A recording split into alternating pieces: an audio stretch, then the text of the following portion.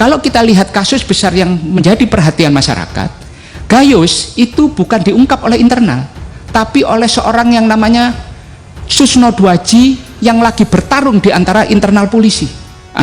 Kemudian kasus Angin Prayitno itu dibuka oleh siapa? Dibuka oleh siapa? Oleh dukun, Pak. Dukun karena apa? Angin mengalihkan hartanya kepada orang lain, kemudian dia memakai jampi-jampi, menebarkan garam di rumah orang yang dijadikan proksinya. Untuk apa? Supaya dia berbalik kepada Angin, supaya hartanya Angin tidak hilang. Kemudian ada pesta narkoba di Pulau Seribu oleh pegawai Kementerian Keuangan, saya tidak menyebutkan direktoratnya, yang mengungkap polisi, bukan kasus internal. Dengan sebegitu panjang paparan ibu yang luar biasa tadi, ibu ini kan membicarakan soal satu makroekonomi dalam paparan APBN dan kemudian kinerja kementerian hari ini. Lah semuanya itu bukan oleh sistem yang dibangun itu menangkapnya. Apa yang kurang dari data ini? Dengan seluruh 30 tadi undang-undang yang ibu sebutkan, dengan segala kekuasaan ex officio yang dimiliki, di OJK punya, LPS punya dan sebagainya, apa yang membuat kekuasaan ini kurang ibu miliki sehingga deteksi dini ini tidak berjalan?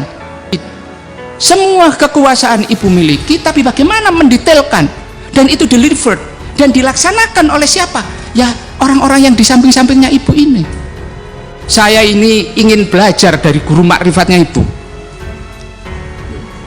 Iya, saya ini ke kiai manapun belum pernah ketemu kiai yang mengajarkan saya soal belilah sesuatu tapi jangan dipakai, karena itu cukup disampaikan. Ya, karena menurut guru kiai saya, Pak, kalau beli sesuatu itu berdasarkan kebutuhan, bukan berdasarkan keinginan untuk membeli saja, sehingga tidak mubazir. Karena kata kiai saya, mubazir itu perbuatan setan. Terima kasih sudah klik video ini. Jangan lupa tekan tombol subscribe untuk bergabung. Dalam hitungan saya persilahkan kalian untuk tekan tombol subscribe. 10, 3, 2, 1. Saya ucapkan selamat bergabung dalam channel ini. Ternyata forum ini menjadi forum terbaik untuk kita memberikan klarifikasi sebenarnya. Apa yang disampaikan oleh Ibu Menteri Keuangan luar biasa, menundukkan persoalan dan semua kejadian pada proporsinya. Dan ini juga menjadi bahan introspeksi bagi kita semua. Introspeksi untuk apa? Bahwa selama ini basis kinerja itu harus tetap menjadi ukuran. Seberapa tinggi pencitraan yang akan kita angkat. Kita bisa membuat pencitraan semodel apapun, tetapi basisnya harus adalah tetap kinerja. Tadi yang disampaikan oleh Ibu Menteri dalam puluhan halaman jajaran itu, satu yang ingin saya sampaikan, pertama Bu, yang ingin saya tanyakan adalah reformasi yang berjalan mulai sebenarnya kalau dari paparan Ibu itu mulai tahun 2001. Sebenarnya reformasi di pajak itu kan sejak sebelum zaman Orde Baru juga berjalan. 1983 itu sudah berjalan namanya reformasi pajak. Direformasi total dari official assessment menuju self assessment. Kemudian masuklah self assessment itu dalam rezim pajak Indonesia. Nah, dari semua yang dijelaskan oleh Ibu Menteri tadi, ada satu hal yang menarik bagi saya. Kenapa sistem itu tidak bisa mengcapture dan menjadi alat deteksi dini? Karena apa? Kalau kita lihat kasus besar yang menjadi perhatian masyarakat, Gayus itu bukan diungkap oleh internal, tapi oleh seorang yang namanya Susno Dwaji yang lagi bertarung di antara internal polisi. Kemudian kasus Angin Prayitno itu dibuka oleh siapa? Dibuka oleh siapa? Oleh dukun, Pak. Dukun karena apa? Angin mengalihkan hartanya kepada orang lain, kemudian dia memakai jampi-jampi, menebarkan garam di rumah orang yang dijadikan proksinya. Untuk apa? Supaya dia berbalik kepada Angin, supaya hartanya Angin tidak hilang. dukun, Pak. Kemudian kasus RAT ini terbuka. Karena apa? Karena media sosial membuka kasus penganiayaan oleh anaknya. Kemudian saya tambahkan ada kasus ekspor impor kepabeanan soal tekstil. Yang mengungkap siapa, Pak? Kejaksaan Agung. Kemudian ada pesta narkoba di Pulau Seribu oleh pegawai Kementerian Keuangan. Saya tidak menyebutkan direktoratnya. Yang mengungkap polisi. Bukan kasus internal. Dengan sebegitu panjang paparan ibu yang luar biasa tadi. Ibu ini kan membicarakan soal satu, makroekonomi dalam paparan APBN, dan kemudian kinerja kementerian hari ini. Lah semuanya itu bukan oleh sistem yang dibangun itu menangkapnya. Ibu selalu menyampaikan bahwa minta masyarakat memberikan masukan.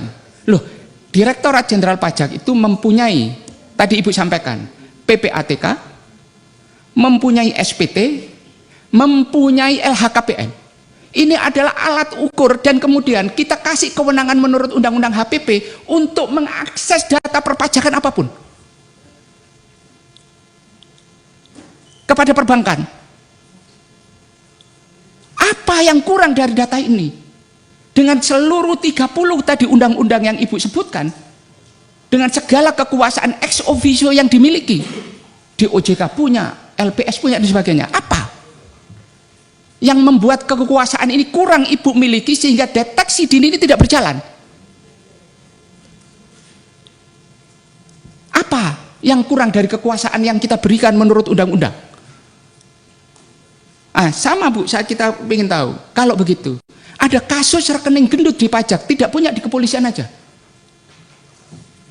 Apakah Ibu pernah melakukan profiling terhadap rekening gendut tahun 2003 sampai 2011 di Direktorat Jenderal Pajak? Dan pihak-pihak yang mempunyai risiko terhadap profil itu. Akhirnya kita kan ini kan bicaranya kan akhirnya apa? Oh ya, yang belum dibuka ini adalah aib kita aja. Itu. Karena kemurahan Tuhan, Allah Subhanahu wa taala, sehingga aib kita dijaga dan kemudian aib orang yang dibuka. Itu. Nah, inilah salah satu contoh saya mic ini, Bu, dan meja ini jadi saksi. Saya pernah menanyakan kasus soal angin di ruangan ini. Soal kasus tekstil. Dan nggak dijawab oleh Ibu. Kasus BLBI juga nggak dijawab. Ini kan berkaitan dengan kinerja kelembagaan yang Ibu pimpin. Itu. Mic ini saksinya, Bu. Saya nggak pernah pindah dari mic ini di ruangan ini, di ruang rapat ini. Dan nggak dijawab. Itu. Lah, saya ingin kemudian menanyakan contoh. Ibu tadi kan tidak membahas hanya berkaitan contoh kasus BLBI.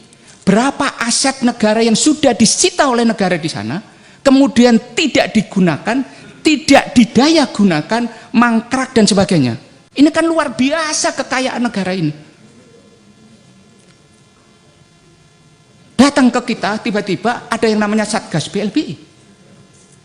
Dan itu tadi tidak dibahas sama sekali dalam paparan Ibu. Kemudian, kalau kemudian saya mau nanya juga, kalau kemudian reformasi itu dijalankan dengan begitu idealnya, ada tolok ukur yang sangat sederhana, yaitu apa? Mengenai penerimaan, yaitu tax ratio kita. Saya mengapresiasi semua upaya Ibu dan Direktorat Jenderal Pajak untuk mencapai apa yang menjadi target APBN, penerimaan pajak. Tapi tax ratio kita, Bu, itu tidak menggambarkan tax buoyancy kita. Di mana Pak? Pertumbuhan APBN kita, pertumbuhan PDB kita itu harus paralel dengan penerimaan pajak kita. Kita pernah, Bu, tahun 2005 tax ratio kita itu 12,7, 1%. Tapi makin lama bukan makin menaik, tapi makin menurun. Di saat apa? Volume PDB kita, baseline-nya naik. Coba, kalau seandainya tax ratio kita itu growth-nya 0,2, 0,3 per tahun. Dari basis 2005, 12,7, sekarang kita punya tax ratio sekitar 15%. Kalau PDB kita total baseline-nya 20.000 triliun di tahun akhir 2022, kita sudah punya 3.000 triliun Bu penerimaan. Ditambah PNBP, kita akan bisa punya 4.000 triliun penerimaan di saat volume APBN kita 3.060 triliun. Surplus APBN kita. Itu. Lah, ini kerja apa? Ini kerja detail, Bu. Kerja detail yang melibatkan siapa? Mengkonsolidasikan semuanya. Semua kekuasaan Ibu miliki, tapi bagaimana mendetailkan dan itu delivered dan dilaksanakan oleh siapa? Ya, orang-orang yang di samping-sampingnya Ibu ini. The man who is you, Ibu mendeliver trust-nya. Itu. Lah inilah Bu, kalau menurut saya tantangan berikutnya. Karena apa? Reformasi birokrasi ini adalah bukan seperti zaman Pak Harto. Ketika apa? Ketika dia bicara soal demokrasi, itu menjadi bahan diskusi. Karena menarik untuk diskusikan, tapi bukan hal yang menarik untuk dilaksanakan. Pak Harto kemana-mana bicara soal demokrasi. Lah sama juga dengan reformasi birokrasi ini. Nah, kemudian saya ingin menyampaikan juga beberapa hal mengenai PPATK ini. Satu hal Bu, PPATK ini adalah data yang sifatnya laporan hasil analisis. Laporan hasil analisis. Laporan hasil analisis itu debit kredit. Masih merupakan raw material data. Masih butuh klarifikasi untuk menjadi informasi, butuh analisis, kemudian arahnya dua. Terjadi delik pidana atau kemudian dia didecline karena tidak memenuhi unsur pidana. Lah, kenapa kemudian ini menjadi terbuka kepada masyarakat seakan-akan semua itu adalah tindak pidana? Sama dengan press conference yang Ibu sampaikan dengan Pak Mahfud. Ketika saya ingin tahu, karena pasal di dalam Undang-Undang KUP ada yang namanya dijamin kerahasiaan wajib pajak. Di dalam press conference itu saya ingin mengklarifikasi ini Bu. Ibu menyampaikan inisial wajib pajak, menyampaikan mengenai isi inisial PT-nya, terjadi perbedaan omset antara SPT dengan laporan keuangannya. Laporan data perbankan yang ada di PPATK, maaf. Apakah dibolehkan?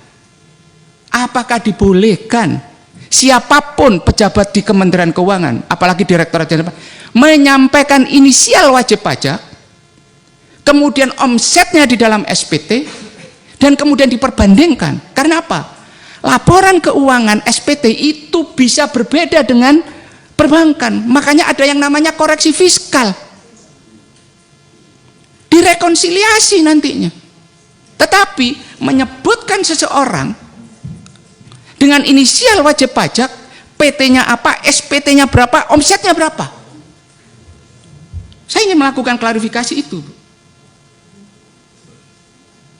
Dan sebenarnya satu, kita ini di Komisi 11 ini ingin merasakan Bu, reformasi Kementerian Keuangan itu seperti apa, reformasi birokrasinya.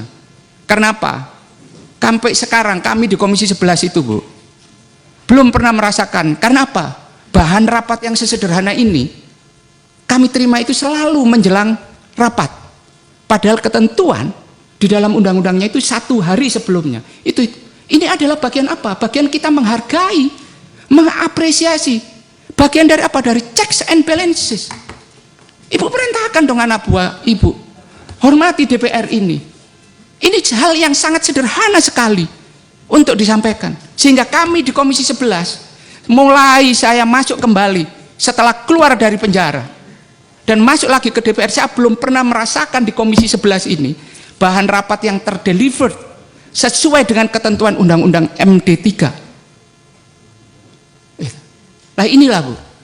Dan yang terakhir Bu, saya ini ingin belajar dari guru makrifatnya Ibu. Iya, saya ini ke kiai manapun belum pernah ketemu kiai yang mengajarkan saya soal belilah sesuatu tapi jangan dipakai, karena itu cukup disampaikan. Ya, Karena menurut guru kiai saya, Pak, kalau beli sesuatu itu berdasarkan kebutuhan, bukan berdasarkan keinginan untuk membeli saja, sehingga tidak mubazir. Karena kata kiai saya, mubazir itu perbuatan setan. Itu saja yang bisa saya sampaikan. Mohon maaf apabila ada kata-kata dan kalimat yang kurang berkenan. Terima kasih. Assalamualaikum warahmatullahi wabarakatuh.